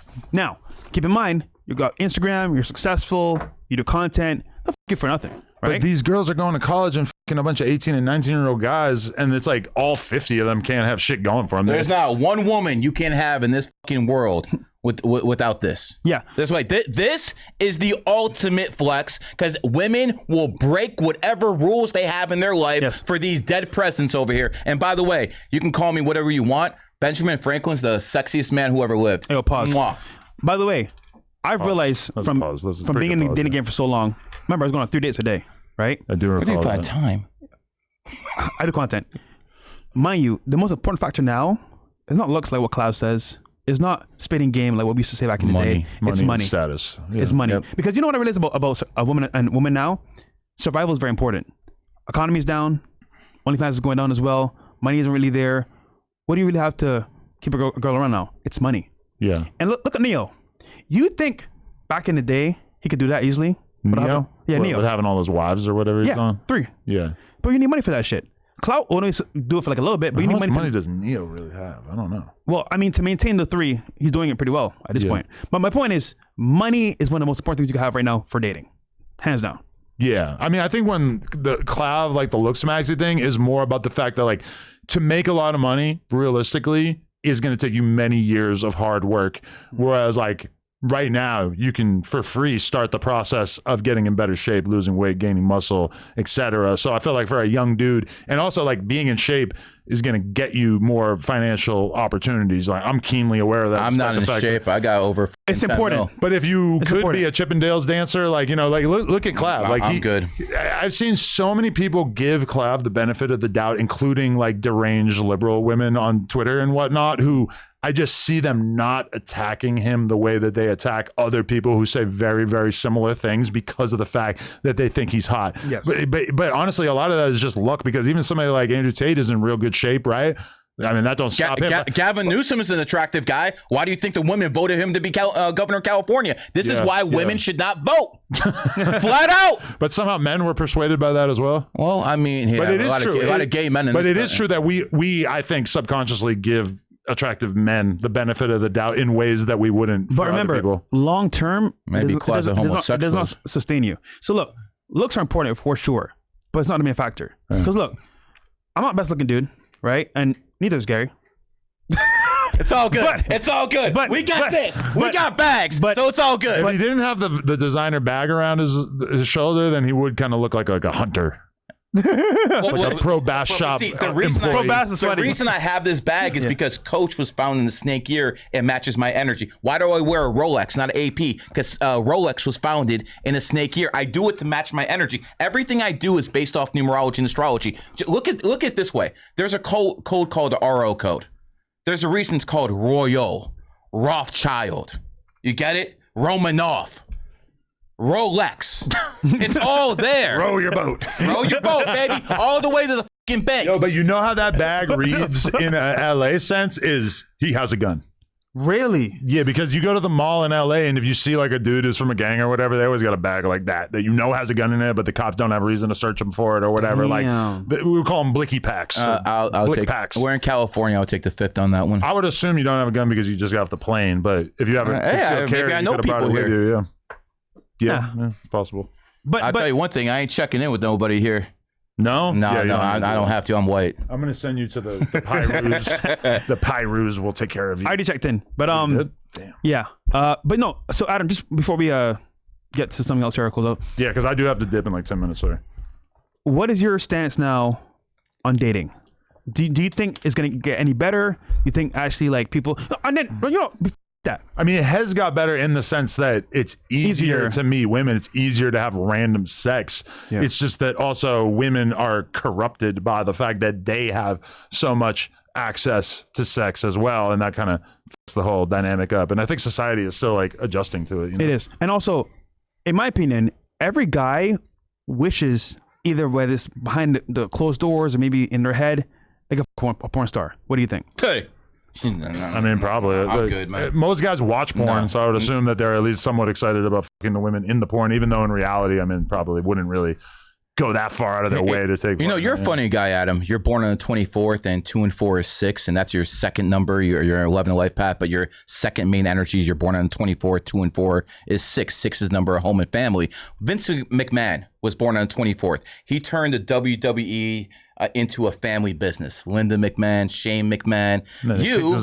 You turned your family business into pornography. Yeah. You know, it is what it is, but it just shows you numerology is real because he's born on the 24th. He's out here pimping his wife. We started a family based on pornography. You know, we like bought a house because of pornography. Like we started doing pornography together like almost immediately when we met each other, and then got married and quickly converted our pornographic relationship into a more extreme form of pornography by letting her sleep with other guys. So look, once Adam's happy.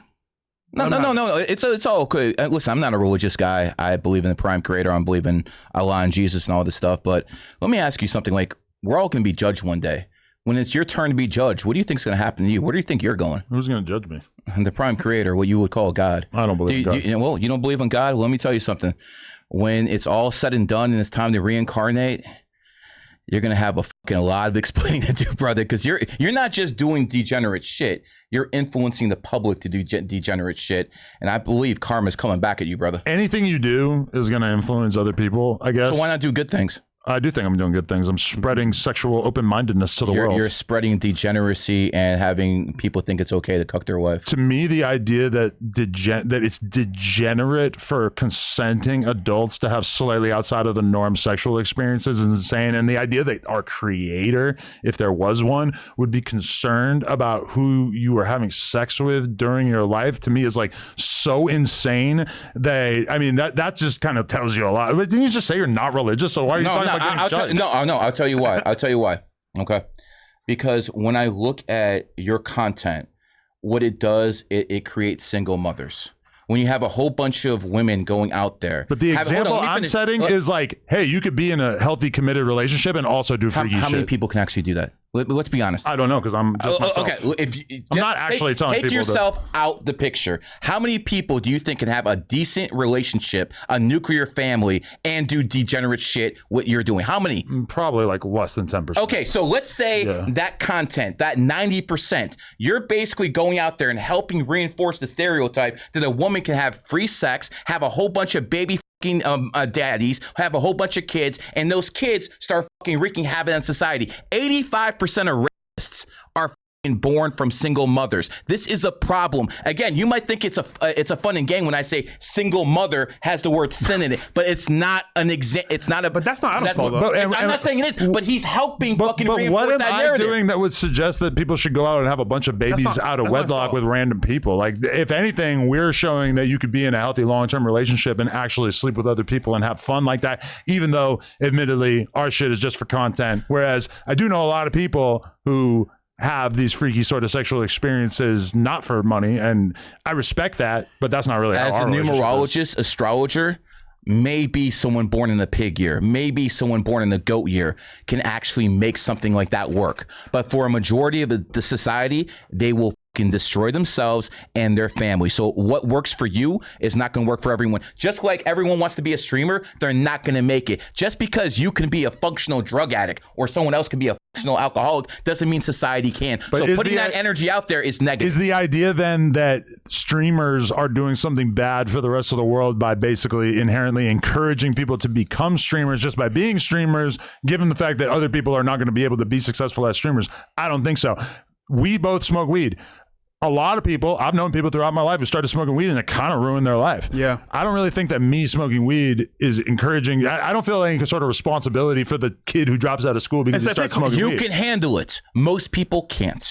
Right. But does that mean that I shouldn't do the thing that I can handle just because other people might not be able to handle it? I actually think it's the total opposite, which is my choices are just for myself. Now, if I was waving the flag trying to convince people, hey, start fucking around, let your girl fuck a big black dude, then you'd have a point. But we're not like encouraging other people to do anything. You know, it's content. There's a lot of Muslims I know who actually drink, but they won't drink online because they don't want to promote that to the public. So maybe Sneako's one of them, right? Exactly, 100%, 100%. Yeah, I heard. Bro, I saw a clip. I confirm. I remember back in the day when I was managing Sneako, we're going to Las Vegas. I think you were on the plane. Sneako comes up to me. He's like, "Yo, can you set me up a private blackjack game?" And I'm like, Sneako, why are you gambling? I mean, you said you're a Muslim. He's like, I want to gamble. I just don't want to promote it. That's actually a really good charger right there. This thing bro, it's a fucking lights out, fucking quick as hell. But hey, listen, at the end of the day, you're still a better human being than Sneako. Yo. So just one more before we wrap up here. I'll never forget a story. We were in a studio recording a song. Ronnie J, Aiden Ross, Aegis Talkie, Sneako, and myself. Okay. We're all sitting there on the stream. I'm off camera. Sneako texts me and says to me off camera, like, "Yo, Fresh, can you pour this in the can?" You know what it was? A Sprite can, tequila bottle. And I'm like, what? Why are you drink? So I'm just saying to myself, like, bro, this is insane because you're telling the audience one thing and telling me the opposite. Yeah, but to be fair, doesn't that kind of make Sneako like probably like a huge percentage of Muslims? I mean, you know, or Christians. Like I've spent more time around Christians throughout my life, but like, granted, most of them are not online, like telling the world not to drink and then drinking. But like, a huge percentage of religious people. It is, but don't profess on camera do one thing, and then try to make me sell and do the opposite. Like don't involve me. Do it on your own, but don't involve us. I feel it. It's weird. I remember the first time I went to Russia. And I went to a very predominantly Muslim part of Russia. And I see them drinking. I'm like, wait a second, I don't drink. It's haram. I'm no theologist, but shouldn't you guys drink? They're like, oh, it's okay. We're Russian. And then I see a whole bunch of pork on the table. I'm like, listen, I'm not a theologist, but why are you eating pork? I don't eat pork. And they're like, oh, it's okay. It tastes good. So at the end of the day, all you Muslims out there can talk about praying to Quran and doing all that nonsense. But I'm a better Muslim than at least 60% of the Muslims around the world. I'm not even Muslim. Why? I don't drink and I don't eat pork. So you guys are the con artists. And if you actually believe in Allah, you know exactly where the fuck you're going. Wow. Take that, bad Muslims. Yeah, take that, man. But to the good Muslims, you're cool. Shout out to you guys. Yeah. Yeah. What do Muslims think about your content? I don't know. Probably. I don't think you make it too well in Saudi Arabia. If we had a real conversation about religion, there'd probably be even less into my content. But true. Okay, Gary, what are you trying to guide people towards? Your crazy numerology app? Listen. I'm not trying to guide. I already got my fucking bag. So at the end of the day, listen. If you want to learn how to navigate the matrix, if you want to understand how to make your moves right, then look at numerology and astrology. Religion's a lie. Okay, me and him both agree on that. Religion's a lie. You have a whole bunch of fucking poor people who are coping. And to the spiritual community, it's very, very important I say this. Most people in the spiritual community don't understand that you need actual money to be spiritual. Let me explain why. If you look at manifestation, the first two words are MA. Just like material, first words are MA. Just like magic is the first two words are MA. Masturbation. There you go. Of course, the degenerate's going to put that out there. But when it comes, it tells you how your mind works. But when it comes out there, I want people to understand, until you get that bag, until you have money, you can't actually be spiritual because you're working a 9 to 5. You're grinding. Only when you have that fucking bag, only when you have material success can you truly become spiritual. Why? Because now you have time to do what you want in life. That is the fucking message I want to put out to the spiritual community, because you guys are coping out there saying you have a connection to God. You do not have a connection to God. Unless you have money. No. You do not have a connection to God even with money. No one has a connection to God. That is the biggest cope out there. We're dust pecks of sand to the prime creator. We're not here to have a connection with him. We're here to be judged. Yeah. And when we fucking die, we all will be judged by the Almighty. Wait, but so you don't believe in religion? No, I'm not. Religion is garbage. Religion is garbage. Who's They lie to you. you. Don't believe in God. No, I didn't say I didn't believe in God. I said I don't believe in religion. Okay. That's a lie. Again, you can't even spell Bible or religion without the word lie. Don't you need a religion to like get to there being a God? No, you just believe that's in like all a sort lies. of general God? I believe that you're supposed to do the right things and you'll be tested in life, because life is about putting you through those type of tests to see, like, for instance, say a woman is beautiful. Can she go around and not be a degenerate whore? Can she not fucking go around fuck a whole bunch of guys for money? Can she do the right thing and keep her virginity and keep family on top? Can she do that? I would say the more beautiful a woman is, the easier it is for them to avoid that, because they're going to have so many sort of default suitors that like the odds of them sleeping around a lot are probably lower. Oh, I would say if you go out to Miami, you'll see that the dime pieces are ran through as anyone else. Miami is a very specific place. Paid escorts, but you know, I noticed. You know why? Because when I'm out of Miami, it's not just the palm trees and the humidity and all this other stuff. And the Lambos and all that stuff. You know, that's why I would move. You know what I don't fucking see? Yeah. As soon as I go out of Miami, there's no beautiful women around. I mean, you go to every other city. I mean, listen, I know I'm not much to look at, but I'm rich. But like women, like there's like no good looking women. Remember when we went to Jersey? Bro, we saw one woman who looked like a 6. We went up to her and say, like, you're a dime in this city. Yeah. It was bad, bro. Bro. It is true. Like, you spend a lot of time in, like, New York, LA, Miami, it'll really make Wisconsin not quite hit the same. 100%. But there's a lot of diamonds in the rough out there, too. And for me, guys, new podcast, Outdoors Podcast, Tuesday, Thursdays, on my show, one-on-one show, Adam22 on there as well. Yeah, we cover trending topics, creators that are more intimate of their what do you got going on, and then of course if you need help with creation and as well management, hit up me and Gary on the side. We got you guys. Sure. So if you let's say your wife was with Fresh, would you have an issue with that? Sending her right back to the gulag, bro. You know, there's a bro code, right? I have personally, just so you know, Adam, if my brother, one of my people that I know, a girl, I'm good. You're not a pig. Like if I know you a chick, bro, I don't want her. In the porn world, total opposite. I know. I will see. This is a thing that happens in porn that does not happen anywhere else. I seen my buddy Kieran Lee maybe a year ago, and we've got 20 minutes to kill before we do a podcast or whatever.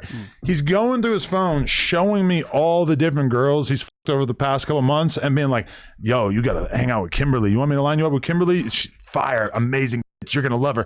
Incredible head. You got to hang out with her." Boom. Puts me on text with her. Does that for like 10 other girls. That's like what we do in the porn world. We just like, we appreciate girls' sexual abilities, but there's no, I want to keep her to myself. Which I also see like rappers and shit kind of doing that. They pass those around like on some real shit. But is there nothing you want to keep to yourself? Is there like absolutely nothing that, this is mine, I'm not sharing? No. Okay. No, bro. No, I'm fucking, man. Yeah. Like, I mean, there's no pussy good enough that I'm going to be like, no, I can't tell anyone about this. Okay. You put it out to the world. Did you smash Angela White? Yeah. Oh, you like her? Never mind. That's the Oh, goat. that's it. He's done with her. Yeah. He's No, done What with her. about Violet Myers? Yeah, many times. Fuck. Yeah, I know, man. I'm good. yeah. She's off the list. She's off the bucket list fresh. I'm out of here, man. Yo, I appreciate you having us on. Appreciate it. I appreciate it, but Gary and Fresh. Good show, man. Real Degenerate Hours. Hopefully you guys enjoyed this. Go do some cocaine and ketamine and have a What? good Friday, and guys. everything I told you about people born in pig years, he encompassed that. I Peace. f- that word up. I encompass that. Come There you on. go. Damn right. You put that cum word in there, I see. Pause. Pause. I'm gonna go drink some right now. Shout out to everybody watch this. No Jumper, coolest podcast in the world. Like, comment, and subscribe. Check us out on Instagram, TikTok, YouTube, etc. And shout out to our members who got to watch this live and are probably at least somewhat confused and upset right now. GG33 in the house. Let's go. See you network.